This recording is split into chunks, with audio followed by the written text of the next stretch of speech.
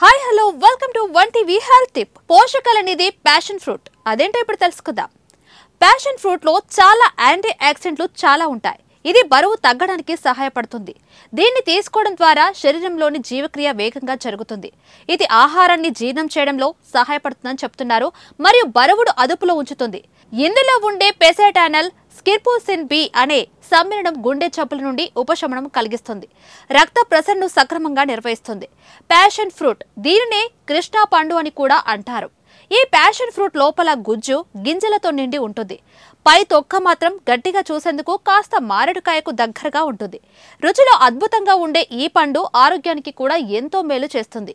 ఈ పండులో 500 కంటే ఎక్కువ రకాలు ఉన్నాయని తెలిస్తే మీరు ఆశ్చర్యపోతారు.